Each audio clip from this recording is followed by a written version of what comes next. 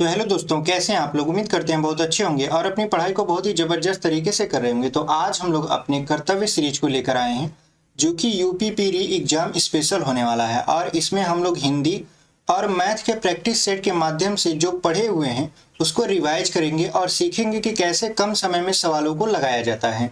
तो चलिए बिना देरी के वीडियो को शुरू करते हैं। और यदि आप पहली बार हमारे चैनल पर आए हैं और हमसे जुड़कर पढ़ना चाहते हैं तो अभी हमारे चैनल कंसेप्ट विद अर्जुन को सब्सक्राइब कर लीजिए, क्योंकि हम आपके लिए ऐसे ही लगातार वीडियो लेकर आते रहते हैं। तो ये जो हमारा प्रैक्टिस सेट होने वाला है, ये होने वाला है आपका मैथ का। तो चलिए बिना देरी किए इसको शुरू करते हैं। देखिए, हमारा जो क्वेश्चन रहने वाला है पहला, वो कुछ इस तरीके से है कि एक दुकानदार ने 1600 रुपये में एक पुरानी घड़ी खरीदी और उसकी मरम्मत पर 400 रुपये खर्च किए। उसने इसे 2400 रुपये में बेचा, तब लाभ प्रतिशत की गणना कीजिए। तो देखिए, 1600 रुपया में उसने मूल कीमत में आपका घड़ी को खरीदा था, 400 रुपया उस पर और खर्च कर दिया, तो कुल कितना खर्च कर दिया? 2000 रुपया। 2000 रुपया उसने क्या किया, उस घड़ी को खरीदने में और उसको मरम्मत करने में खर्च कर दिया, और बेचा कितने में? तो 2400 रुपया में। ठीक है, यानी उसका जो कास्ट प्राइस था वो पड़ा कुल मिला जुला कर 2000, और सेलिंग प्राइस जो था वो कितना था? 2400। तो जो प्रॉफिट हुआ उसको कितने का हुआ? तो आप कहोगे 400 रुपए का। 400 रुपए का उसको प्रॉफिट हो गया, तो प्रॉफिट प्रतिशत बराबर क्या होगा? प्रॉफिट जो कि 400 रुपया का है गुणते 100 और बटे में कास्ट प्राइस जो कि आपका कितना है? 2000 रुपया। तो आप जानते हो 4 पंचे 20 और 5 दूना 10, यानी कुल मिला जुलाकर 20% इसका क्या आएगा? लाभ प्रतिशत आएगा। तो ऑप्शन नंबर सी आप देख रहे हो 20% दिया है, और वही आपका क्या हो जाएगा? सही उत्तर हो जाएगा। तो चलिए बढ़ते हैं अपने अगले प्रश्न में। अगला जो हमारा प्रश्न है वो कह रहा है कि 7 लड़कों की औसत आयु 20 वर्ष है। यदि पहले 6 लड़कों की औसत आयु 19 सही 1/2 वर्ष है, तब सातवीं की आयु क्या होगी? तो सबसे पहले हम लोग क्या करेंगे, 7 लड़कों की औसत आयु का योग निकालेंगे। तो ये हो जाएगा 7 गुणे 20, क्योंकि आप जानते हो योग बराबर होता है औसत गुणित संख्या। हमने आपको अपने परिश्रम बैच में औसत पढ़ाया है और उसमें हमने आपको ये सारी चीजें बताई भी हैं। उसमें से यानी 7 लड़कों की आयु के योग में से यदि 6 लड़कों की आयु का योग हम लोग घटा दें तो जो मिलेगा वो 7वें लड़के की आयु होगा। तो यहाँ पर 6 लड़के हैं, तो 6 गुणे इनकी औसत कितना है? 19 सही 1/2। अब देखिए, ये तो हो जाएगा आपका 7 दूना 14 मतलब 140 माइनस, अब ये 19 दूना 38, 38 अब 1 39, तो 6 गुणे यहाँ पे हो जाएगा 39/2, 2 से काटेंगे इसको तो 3 आएगा। अब ये हो गया 140 माइनस 3 नवा 27, 3 त्रिका 9 2 11 मतलब 117। तो घटाएंगे तो यहाँ पे 3 आ जाएगा, यहाँ पर बचा 2। ठीक है, यानी ये जो लड़के की आयु है 7वें वाले की, उसकी आयु 23 वर्ष है। तो कौन सा विकल्प आपका सही हो जाएगा? Option number B is the right answer. अगला जो हमारा प्रश्न है वो कह रहा है कि राम ने प्रति वर्ष 8% की दर से 2 वर्ष की अवधि के लिए आपका 62,500 रुपए की राशि चक्रवृद्धि ब्याज पर निवेश किया। 2 वर्ष बाद राम की राशि की गणना कीजिए। यहाँ पे कुल मिला जुलाकर ए आपसे पूछ रहा है, तो ए बराबर फार्मूला आप जानते हो P1 + R/100 की पावर n। तो ए बराबर पी का मान दिया है कितना? 62,500। ठीक है, उसके बाद यहाँ पर हो जाएगा 1 + R की वैल्यू कितना दिया है? तो 8%, 8 बटा क्या हो जाएगा? 100, और के पावर n का मान 2 है। अब देखिए, इसको 4 से काटिए, 4 दूना 8 और 4 25 हम 100। तो कुल मिला जुला के ए बराबर ये कितना हो जाएगा? तो ये हो जाएगा आपका 625 00 गुणते। अब देखिए, 25 एक कम 25, 25 और 2 कितना हो जाएगा? 27, यानी 27 गुणे हो जाएगा ये 27 और बटे हो जाएगा आपका 25 25 625। अगर 625 से 625 काटे तो यहाँ बचेगा 100, और आप जानते हो कि 27 का स्क्वायर होता है 729, और डबल जीरो लगा दोगे तो ये हो जाएगा आपका 72,900 रुपया। यानी 2 वर्ष बाद 62,500 रुपया कितना में बदल जाएगा? तो 72,900 रुपया में। ऑप्शन नंबर सी आप देख रहे हो 72,900 दिया है, और यही आपका क्या हो जाएगा? सही उत्तर हो जाएगा। तो चलिए बढ़ते हैं अपने अगले प्रश्न में।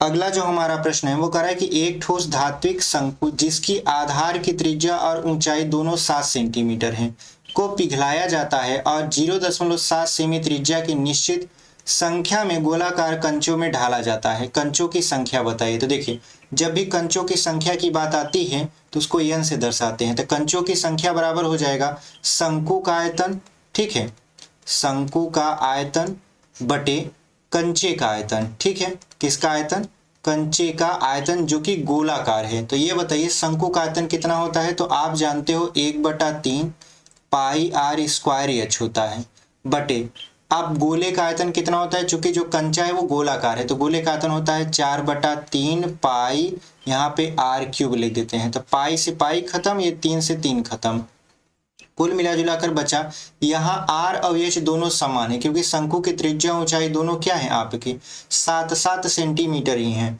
तो यहाँ पे हो जाएगा 7×7×7 यानी आर स्क्वायर मतलब 7×7 और एच गुणे 7 हो गया, और यहाँ पे बटा 4×r³ r³ का मतलब है कि जो कंचा है उसका जो त्रिज्या दिया है वो दिया है 0.7, तो इसको 3 बार लिखेंगे, यहाँ पे 0.7 0.7 0.7 7 7 7 से यहाँ पे काट दिए, ठीक है। तो कितना बचा, अगर ऊपर हम 1000 का गुणा कराएं तो ये हो जाएगा 1000/4, अगर काट देंगे क्योंकि ये दशमलव हटाने के लिए ऊपर हमको 1000 से गुणा करवाना पड़ेगा, तो 4 से काटेंगे तो आएगा 250, यानी जो कंचों की संख्या हो जाएगा वो कुल मिला जुलाकर 250 आएगा। तो ऑप्शन नंबर सी में आप देख रहे हो 250 दिया है और वही आपका क्या हो जाएगा, सही उत्तर हो जाएगा। अपना जो 5वां सवाल है वो कुछ इस तरीके से है कि एक घन को 3 सेमी 4 सेमी और 5 सेमी किनारे वाले 3 घनों को पिघलाकर बनाया गया है, बनाए गए नए घन के ऊपरी एवं निचले पृष्ठ का पृष्ठीय क्षेत्रफल बताइए। तो यहाँ पे देखिए 3 घन थे कुछ इस तरीके से, ठीक है, इनको पिघला कर क्या किया गया है, ऐसे मान लेते हैं छोटे छोटे घन थे, इनको पिघला दिया गया है, ठीक है। जब इनको पिघलाया गया तो इनको पिघलाकर एक बड़ा घन बनाया गया कुछ इस तरीके का। तो कह रहा है कि ये जो बड़ा घन बनाया गया है इसका ऊपरी और नीचे वाले पृष्ठ का पृष्ठीय क्षेत्रफल बताइए। तो इसकी जो भुजा है ये 3 है, इसकी भुजा 4 है, इसकी भुजा 5 है। तो सबसे पहले इसका आयतन निकालेंगे इन तीनों छोटे घनों का, तो ये हो जाएगा 3 का क्यूब प्लस क्या हो जाएगा 4 का क्यूब प्लस हो जाएगा 5 का क्यूब। प्लस इसलिए लगा रहे हैं क्योंकि आप जानते हो इनको जोड़ा गया है मतलब पिघलाया गया है, तो तीनों आपस में जुड़ जाएंगे, बराबर हो जाएगा बड़े घन की भुजा के क्यूब मतलब बड़े घन का आयतन। तो यहाँ पे हो जाएगा 3 त्रिक 9 त्रिक 27, 4 चौक 16 चौका 64 और 5 पचे 25 पंचे 125 बराबर कितना, तो ये a क्यूब हो जाएगा। अब देखिए यहाँ पे जोड़िए तो 5 4 9 9 7 16 और यहाँ पे 6 2 8 8 2 10 अब 1 11 अब 1 2, ये हो जाएगा 216 और 216 किसका घनमूल होता है, तो ये हो जाएगा 216 का 6, यानी जो आपका बड़ा घन है उसकी भुजा आपने पता कर लिया 6, तो ऊपर की भुजा 6 है तो आप जानते हो घन बनता है आपका वर्गाकार सीटों को चारों तरफ से लगाने पर, यानी ये जो ऊपर इसका पृष्ठ है ये वर्ग के आकार का है और वर्ग का क्षेत्रफल क्या होता है भुजा स्क्वायर, यानी वर्ग का क्षेत्रफल भुजा स्क्वायर है, यानी 6 का स्क्वायर ऊपर हो जाएगा प्लस 6 का स्क्वायर नीचे हो जाएगा, तो 6 छक्का 36 और 6 छक्का 36, तो कुल मिला जुला कर कितना आ जाएगा 36 और 36 72 सेंटीमीटर स्क्वायर, ठीक है। इसका मतलब यह है कि इसके ऊपरी एवं निचले पृष्ठ का पृष्ठीय क्षेत्रफल 72 सेंटीमीटर स्क्वायर है। ऑप्शन नंबर सी देख रहे हैं हमारा 72 सेंटीमीटर दिया है और वही आपका क्या हो जाएगा, सही उत्तर हो जाएगा। तो चलिए बढ़ते हैं अपने अगले प्रश्न में। अगला जो हमारा प्रश्न है कह रहा है कि यदि समांतर श्रेणी के 3 संख्याओं का योगफल 9 है एवं उनका गुणनफल 24 है तो वे संख्याएं ज्ञात कीजिए। ऐसे प्रश्न को आप बहुविकल्पी ऑप्शन से बहुत अच्छे तरीके से सॉल्व कर सकते हैं। सबसे पहले कहा है कि तीनों संख्याओं को जोड़े तो 9 आना चाहिए, तो सबसे पहले ऑप्शन नंबर ए में देखिए 6 4 10 हो गया, इसका मतलब ये होगा नहीं क्योंकि जब 2 ही संख्या को जोड़ने पर 9 नहीं आ रहा है तो तीसरे को जोड़ने पर कैसे आएगा। यहाँ पे देखिए 5 3 8 है 1 9, यानी ये हो सकता है, ठीक है। और यहाँ पे 8 4 12 ये तो हो नहीं सकता, 4 3 7 2 9, इसका मतलब ये है कि ऑप्शन नंबर बी और डी में से कोई एक हो सकता है। तो यहाँ पे कहा है कि जोड़ने पर 9 आना चाहिए लेकिन गुणा करा दे तो 24 हो जाए, तो ऑप्शन नंबर बी में देखिए अगर तीनों संख्याओं का गुणा कराएंगे तो ये 15 आएगा, बस 5 तिहाई 15, लेकिन नीचे वाले गुणा कराएं 4 तिहाई 12 दूना 24 आ जाएगा, यानी इसका योग भी 9 है और गुणनफल भी 24 है। इसका मतलब ऑप्शन नंबर डी क्या हो जाएगा, सही उत्तर हो जाएगा। तो उम्मीद करते हैं आपको ये बहुत अच्छे तरीके से समझ में आया है। चलिए बढ़ते हैं अपने अगले प्रश्न में। अगला जो हमारा प्रश्न है वो कह रहा है कि तेज राजू और नाजुक क्रमशः 10 12 और 15 दिनों में एक काम कर सकते हैं और वे मिलकर 900 रुपया कमाते हैं, नाजुक का हिस्सा बताए। तो सबसे पहले क्या करते हैं, इनके कामों का अनुपात निकालते हैं। तो यहाँ पे आप करोगे 1/10, फिर यहाँ पे अनुपात 1/12, फिर यहाँ अनुपाते 1/15। तो आप जानते हो इनका जो एलसीएम होगा वो 60 होगा। 10 छक्का 60, 12 पंचे 60 और 15 चौका 60, यानी जो अनुपात आया वो आया 6:5:4। अब ये जो शुरू वाला आया है 6, ये तेज का है और बीच वाला राजू का है और अंतिम वाला नाजुक का है। तो हमसे नाजुक का पूछ रहा था, यानी हम करेंगे 4 बटा क्या, इन सभी को जोड़ देंगे, 6 5 11, 11 4 कितना हो जाएगा 15, यानी 4/15 गुणते कितना रुपया कमाया है तो 900 रुपया। तो ये हो जाएगा आपका कितना, 15 छक्का 90, यानी 6 का गुणा 4 में कराएंगे तो 6 चक 24 मतलब 240 रुपया। जो नाजुक है वो कितना कमाता है, 240 रुपया कमाता है। तो ऑप्शन नंबर डी देख रहे हैं हमारा 240 दिया है और यही आपका क्या हो जाएगा, सही उत्तर हो जाएगा। तो चलिए बढ़ते हैं अपने अगले प्रश्न में। अगला जो हमारा प्रश्न है वो कह रहा है कि दो व्यक्तियों की आयु का अनुपात 3:4 है। यदि उनमें से एक की आयु दूसरे की आयु से 8 वर्ष अधिक है तो उनकी आयु का योग क्या है। अब समझिए, पहले जो अनुपात दिया है वो 3:4 दिया, यानी जो पहला व्यक्ति है वो आयु में छोटा है और दूसरा व्यक्ति बड़ा है। तो अगर देखें, कह रहा है कि उनमें से एक की आयु दूसरे की आयु से 8 वर्ष अधिक है, मतलब इनकी आयु में कितने का अंतर है, 8 का अंतर है। यानी बड़े वाले की आयु में से अगर छोटे वाली की आयु घटा दें, यानी 4 में से 3 को घटा दें तो 1 आएगा और 1 का मान दिया कितना, 8 वर्ष। तो ये बताइए, जब 1 का मान 8 है तो 3 का मान कितना हो जाएगा, तो आप कहोगे 8 3 24 वर्ष, और उसके बाद 4 का मान कितना हो जाएगा तो कहोगे 8 चौक 32 वर्ष, और इनका योग अगर निकालोगे तो ये कितना हो जाएगा 56 वर्ष। इसका मतलब ये है कि दोनों व्यक्तियों की आयु का जो योग होगा वो 56 वर्ष होगा। Option number A is the right answer. अगला जो हमारा प्रश्न है वो कह रहा है कि पी और क्यू की आय 8:9 के अनुपात में है और उनका व्यय 7:6 के अनुपात में है। यदि दोनों क्रमशः 500 रुपया और 1500 रुपया की बचत करते हैं तो उनकी आय का पता लगाइए। तो देखिए, कमाते हैं 8:9 के अनुपात में, खर्च करते हैं 7:6 के अनुपात में, मतलब ये 8 रुपया कमा रहा है पहला वाला, तो 7 रुपया खर्च कर दे रहा है, तो बचा कितना रहा, यानी जो बचत हो रही है वो हो रही 1 रुपया की, और 1 का मान कितना दिया है 500। ऐसे अगर हम देखें तो ये कितना हो जा रहा है, 9 रुपया कमा रहा है, 6 रुपया खर्चा कर दे रहा है, तो 3 रुपया बचा रहा है, और 3 का मान कितना दिया है 1500, तो 1 का मान कितना आ जाएगा 500। जब 1 का मान 500 है तो आप बताइए क्या पूछ रहा था, उनकी आय, तो आय कितने अनुपात में है, 8:9 में। तो जो पहले की आय होगी वो हो जाएगी 8 गुणे 500 मतलब कितना 4000 रुपया।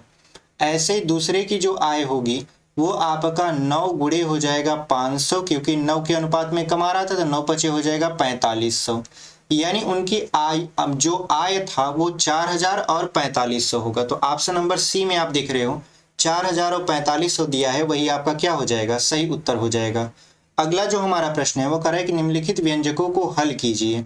यहाँ पे हल करने वाली बात है, तो यहाँ पे 5 का पहले स्क्वायर कर दी, तो ये हो जाएगा 25 घाते 3 भागे 25 का स्क्वायर, ठीक है। उसके बाद यहाँ पे कोष्टक फिर गुणा में, अब देखिए 42 में से 6 जाएगा, 6 बचेगा, 6 में 6 से भाग कर देंगे तो 36 होता है, तो 6 छक्का 36 हो जाएगा। अब देखिए यहाँ पे 25 है, यहाँ पे भी 25 है, यहाँ पे घाते 3 यहाँ घाते 2 है, तो भाग में घातों को घटा दिया जाता है, 3 में से 2 जाएगा, कितना बचेगा यहाँ पे, तो यहाँ पे बच जाएगा आपका 25, क्योंकि 25 के घाते 1 बचेगा और गुणे हो जाएगा 6 बराबर, तो 25 छक्का कितना होता है 150। इसका मतलब ये है कि जो इसका मान आएगा वो 150 आएगा। Option number C is the right answer. अगला जो हमारा प्रश्न है वो करे कि 6 अंकों की वह बड़ी से बड़ी संख्या ज्ञात कीजिए जिसे यदि 12, 15, 20, 24 और 30 से विभाजित किया जाता है तो शेषफल क्रमशः 8, 11, 16, 20 और 26 प्राप्त होता है। तो सबसे पहले 12 में से अगर 8 को घटाए तो 3 मिलेगा, फिर 15 में से आप 11 को घटाइए तो कितना मिलेगा 4 मिलेगा, और यहाँ पर 20 में से 16 को घटाएंगे 4 मिलेगा। मतलब जो आपका शेषफल बच रहा है क्रमशः वो कॉमन अंक 4 है। तो कुछ नहीं करना है आपको, 12, 15, 20, 24 और 30 का लसा निकालना है। क्या निकालना है, लसा। तो इसका लसा हो जाएगा 120, क्योंकि आप जानते हो 12 दहा में 120, 15 अट्ठे 120, 20 छक्का 120, 24 पंचे 120, 30 चौक 120। तो इसका लसा तो 120 हो गया, लेकिन हमको 6 अंक की सबसे बड़ी संख्या निकालनी है। तो सबसे पहले 6 ठो 9 लिख लेते हैं, ठीक है। ये हो गया 5 और ये हो गया 6। इसमें हम लोग 120 से क्या करते हैं, भाग करते हैं। तो आप जानते हो कि 12 नौइयाँ 108 होता है और 12 सते 84, 12 आठे 96, यानी 8 बेरियम जाएगा। तो 12 8 96 हो जाएगा। तो यहाँ पे 0, यहाँ पे 3 खत्म हो गया। फिर 9, फिर आपका 12 तिहाई 36, ठीक है। फिर यहाँ पर बचेगा 9, यहाँ पे 3, फिर कितना उतरेगा, फिर 9 उतरेगा। तो यहाँ पे हो जाएगा 12 तिहाई 36, ठीक है। तो ये हो जाएगा आपका 39, फिर 9 उतरेगा, फिर 12 तिहाई कितना कर दोगे आप, 36, ठीक है। अब यहाँ पर हो जाएगा आपका 12 तिहाई 36, तो कुल मिला जुला कर 39 बच रहा है। तो अगर हम ये जो 6 अंक की बड़ी से बड़ी संख्या है इसमें से 39 को घटा दें तो कितना बचेगा, यहाँ पे 60, यहाँ पे 4 ठो 9। तो ये जो संख्या ये 120 से क्या हो जा रही है, विभाजित हो जा रही है। लेकिन समझिए इसमें जो शेषफल बच रहा है आपका वो 4 बच रहा है। तो 4 जो बच रहा है इसको हम लोग इसमें से क्या कर देंगे, माइनस कर देंगे। वो 4 कहाँ से आया, 12 में से 8 घटाएंगे तब वो 4 आएगा, 15 में से 11 घटाएंगे तब वो 4 आएगा, 20 में से 16 घटाएंगे तब वो 4 आएगा। तो 4 घटा देंगे तो ये हो जाएगा 56। अब यहाँ पे 4 ठो 9 लिख देंगे। इसका मतलब ये है कि जो आंसर होगा वो 4 ठो 9 और 56 होगा। तो ऑप्शन नंबर ए में देख रहे हैं इकाई अंक 56 दिया है और वही आपका क्या हो जाएगा, सही उत्तर हो जाएगा। तो चलिए बढ़ते हैं अपने अगले प्रश्न में। अगला जो हमारा प्रश्न है वो कह रहा है कि एक आदमी 20 किलोमीटर प्रति घंटा की गति से अपने घर से अपने कार्यालय गया, लेकिन अपने कार्यालय पहुंचने के बाद उसने महसूस किया कि वह अपनी महत्वपूर्ण फाइल भूल गया है और 30 किलोमीटर प्रति घंटा की गति से अपने घर वापस जाता है और फिर अपने कार्यालय में 15 किलोमीटर प्रति घंटा की गति से वापस आ जाता है। उसकी औसत गति की गणना करें यदि उसके कार्यालय और घर के बीच की दूरी 60 किलोमीटर है। तो एक डायग्राम आपको समझाते हैं बना के। मान लीजिए कि उसका घर ए की जगह है और उसका कार्यालय बी की जगह है और इसके बीच 60 किलोमीटर की क्या है, दूरी है। वो करता क्या है कि शुरू में घर से निकलता है और 20 किलोमीटर प्रति घंटा की रफ्तार से कार्यालय पहुंचता है, लेकिन जैसे पहुंचा उसको पता चला फाइल भूल गया। फिर वो वापस लौटता है, लेकिन वापस लौटता है तो 30 किलोमीटर प्रति घंटा की रफ्तार से। फिर घर आता है, घर से फाइल लेता है, फिर कार्यालय जाता है तो 15 किलोमीटर प्रति घंटा से। तो बताना है कि बताइए उसकी औसत गति। तो औसत गति बराबर क्या होता है, एवरेज। अगर हम स्पीड की बात करें तो कुल दूरी यानी टोटल डिस्टेंस बटे टोटल टाइम। तो यहाँ पे कुल दूरी कितना हो जाएगा, तो देखिए एक बार गया 60, फिर वापस आया 60, फिर गया 60, यानी 180 किलोमीटर। 3 बार गया है ना, पहली बार घर से ऑफिस गया 60 किलोमीटर, फिर ऑफिस से घर आया 60 किलोमीटर, फिर घर से ऑफिस गया 60 किलोमीटर। तो कितना हो गया, 180 किलोमीटर बटे कुल समय। समय बराबर होता है दूरी बटा चाल। तो दूरी देखिए 60 बटा चाल पहले में कितना हो जाएगा 20, प्लस दूरी बटा चाल कितना हो जाएगा 30, प्लस दूरी कितना है 60 है और बटा कितना हो जाएगा 15। अब देखिए अगर हम इन सब का लस से लें 20, 30 और 15 का, तो ये 60 ही होगा। तो ऊपर हो जाएगा 180 गुणे 60 बटे कितना हो जाएगा। तो यहाँ पे अगर हम 60 कॉमन ले लें तो यहाँ पे देखिए 20 तिहाई 60, उसके बाद 30 दूना 60, फिर 15 चौका 60। अब देखिए 60 से 60 कैंसिल हो गया, 3 2 5 5 4 9, 9 से 180 काटेंगे तो कितना हो जाएगा 20। इसका मतलब ये है कि जो उसकी औसत गति होगी वो 20 किलोमीटर प्रति घंटा होगी, जिसकी वजह से वो क्या करेगा, अपने कार्यालय समय से पहुंच पाएगा। तो ऑप्शन नंबर डी में देख रहे हैं हमारा 20 दिया है और वही आपका क्या हो जाएगा, सही उत्तर हो जाएगा। तो चलिए बढ़ते हैं आगे। अगला देखिए जो हमारा प्रश्न है वो कह रहा है कि यक्ष 98 प्रश्नों को हल करता है और 202 अंक प्राप्त करता है। यदि हर सही उत्तर के लिए 4 अंक और गलत उत्तर के लिए 1 अंक ऋणात्मक है, मतलब माइनस मार्किंग है, ठीक है, एक गलत करेगा तो 1 अंक कट जाएगा सही में से, तब यक्ष द्वारा कितने प्रश्नों के उत्तर गलत दिए गए हैं। ठीक है, उसके पास देखिए कुल 98 प्रश्न थे, तो हमने माना कि जो गलत हैं यानी गलत प्रश्न का उत्तर दिया वो यक्ष दिया, तो सही कितना होगा, तो आप कहोगे सही होगा 98 माइनस यक्ष, क्योंकि पूरा प्रश्न 98 था, 98 में से अगर गलत को हटा देंगे तो सही बचेगा। अब देखिए वो सही पर कितना अंक पाता है, वो सही पर पाता है 4 अंक, लेकिन अगर गलत होता है तो उसका 1 अंक क्या होता है, कट जाता है। तो गलत को हमने क्या माना है, यक्ष माना है, तो यक्ष गुणे कितना हो जाएगा 1, और कुल मिला जुला कर कितना पाता है 202 अंक पाता है। तो यहाँ पे 4 से गुणा कराएंगे, 4 8 32, 4 9 36, 36 और 3 कितना हो जाएगा 39, माइनस यहाँ पर 4 यक्ष माइनस यक्ष बराबर कितना हो जाएगा 202। आप क्या करेंगे 392 में से 202 को घटाएंगे तो यहाँ पे 0 हो जाएगा, यहाँ पे 9 190 बराबर ये 4 माइनस एक्स हो जाएगा यहाँ पे 5x, तो 5 से काटेंगे तो हो जाएगा कितना, 5 तिहाई 15, 5 आठे 40, x बराबर कितना आ गया 38। और x हमने किसको माना था, गलत उत्तर दिए गए प्रश्नों को। तो ऑप्शन नंबर सी में देख रहे हैं हमारा 38 दिया है और वही आपका क्या हो जाएगा, सही उत्तर हो जाएगा। तो चलिए बढ़ते हैं अपने अगले प्रश्न में। अगला जो हमारा प्रश्न है वो करेगा तीन संख्याएं 3, 5 और 7 के अनुपात में है। यदि संख्याओं का लघुत्तम समापवर्त कितना है 25,200, तो सबसे छोटी और सबसे बड़ी संख्या का योग बताइए। तो सबसे पहले आप देखिए 3, 5 और 7 का लसक कितना आएगा, तो आप कहोगे 105, क्योंकि 5 तिहाई 15, 15 सत्ते 105, 105 बराबर कितना है आपका यहाँ पर 25,200। तो 105 से अगर आप इसको काटो तो कितना आएगा, तो सबसे पहले क्या करो, इसको आप 15 से काट दो, नहीं तो 105 से डायरेक्टली हम लोग क्या करते हैं, भाग दे देते हैं। ठीक है, यहाँ पे 25,200 में कितना आता है, तो एक बार जाएगा, नहीं ये 2 बार जाएगा। ठीक है, तो यहाँ पे हो जाएगा 5 दूना 10, यहाँ पर हो गया कितना 42।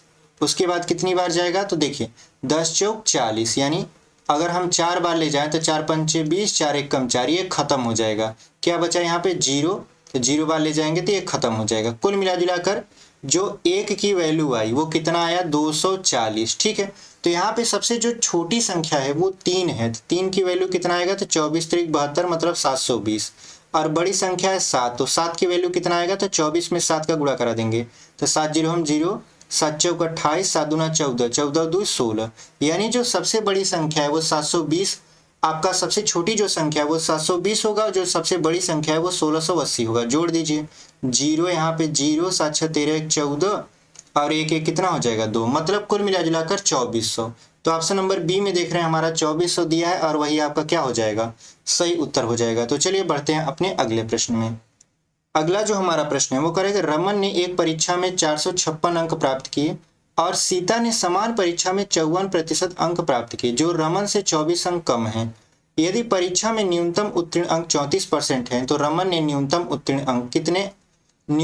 उत्तीर्ण अंकों से कितने अधिक अंक प्राप्त किए। तो आप देखो कि जो रमन है वो कितना प्राप्त करता है, तो 456, लेकिन जो सीता है वो 54% प्राप्त करती है। अगर परसेंटेज की बात करें तो 54% है, लेकिन अगर बात करें अंकों की तो रमन से 24 अंक कम है। तो ये बताइए, रमन से 24 अंक कम कर देंगे, यानी 456 में से क्या कर देंगे 24 कम कर देंगे, तो कितना हो जाएगा यहाँ पर हो जाएगा आपका 442। ठीक है, यहाँ पे 442 नहीं 432 हो जाएगा, क्योंकि 5 में से 2 जाएगा तो 3 बचेगा।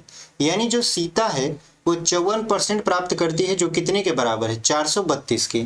अगर हम माने कि कुल पेपर में अंक यक्स थे, तो यक्स का अगर 54% सीता प्राप्त करती है तो कितने के बराबर होता है 432 के। अगर हम 8 बेरियां ले जाएं तो ये कट जाएगा, तो अगर हम यक्स बराबर दिखाएं तो ये हो जाएगा 800। यानी पेपर में जो कुल अंक थे वो 800 अंक थे, जिसमें से रमन 456 प्राप्त करता है और जो सीता है वो 432 प्राप्त करती हैं। उसके बाद कह रहा है कि यदि परीक्षा में न्यूनतम उत्तीर्ण अंक 34% है, तो ये बताइए अगर हम देखें 800 का 34% कितना होगा, क्योंकि हमें चाहिए उत्तीर्ण अंक, तो ये हो जाएगा 4 8 32, 8 3 24, 24 और 3 कितना हो जाएगा 27। यानी पेपर में आपको पास होने के लिए चाहिए 272। ठीक है, लेकिन रमन जो है वो यहाँ पे पूछा ना है, रमन ने न्यूनतम उत्तीर्ण अंकों से कितने अंक अधिक प्राप्त किए। देखिए उसको चाहिए पास होने के लिए 272, लेकिन वो कितना पाया है 456, तो कितना ज्यादा पाया, तो 456 में से 272 घटा दीजिए, तो यहाँ पे 4 बचेगा, यहाँ पे 8 बचेगा, यहाँ पे 1, यानी 184 अंक रमन क्या किया है, ज्यादा पाया है पास होने के लिए। ठीक है, तो कौन सा विकल्प आपका सही हो जाएगा, ऑप्शन नंबर सी देख रहे हैं हमारा 184 दिया है और वही आपका क्या हो जाएगा, सही उत्तर हो जाएगा। आगे बढ़ते हैं। देखिए आगे जो 16वां प्रश्न है इसका हम क्या किए हैं कि निर्देश निम्नलिखित आलेख का अध्ययन बार बार कीजिए और उसके आधार पर प्रश्न का उत्तर दीजिए। एक प्रकाशन कंपनी की 5 शाखाओं के 2 प्रकाशन वर्ष 2010 और 2011 में पुस्तकें जो कि 1000 में बेची गई हैं। यहाँ पे आपको चित्र दिख रहा होगा, डायग्राम, यहाँ पे C1, C2, C3, C4 और C5। उसके बाद यहाँ पर उसकी कुछ संख्याएं लिखी गई हैं। कराए दोनों वर्षों में कंपनी की शाखाओं C1, C3 और C5 की कुल बिक्री 1000 में ज्ञात कीजिए। तो C1 की अगर हम देखें तो C1 में 2 लोग हैं, 2010 और 2011 में, चूंकि दोनों वर्षों में कहा है, 2010 में इसमें 68 है और 2011 में 74 है। तो अगर इसको जोड़ेंगे तो ये हो जाएगा 12, यहाँ पे हो जाएगा 7 6 13 1 14, यानी 142 तो C1 का आ गया। फिर C3 पूछ रहा था, तो C3 कितना हो जाएगा, तो यहाँ पे देखिए 84 है, उसके बाद 77 है, तो 84 और 77 को जोड़ेंगे तो 7 4 11 और 7 15 1 16 हो जाएगा। उसके बाद अगर हम C5 की बात करें तो यहाँ पे कितना हो जाएगा 85 प्लस 72, जोड़ेंगे तो कितना हो जाएगा 5 2 7 और 8 7 15। अगर इन तीनों को जोड़ें, क्योंकि पूछ रहा था ना कुल बिक्री बताइए, तीनों को जोड़ते तो 7 2 9 1 10 और 6 5 11 11 4 15 1 16 और यहाँ पे हो जाएगा 4, यानी 460 जो है वो पूरा का पूरा बिक्री होगा। तो ऑप्शन नंबर बी में देख रहे हैं हमारा 460 है, वही आपका क्या हो जाएगा, सही उत्तर हो जाएगा।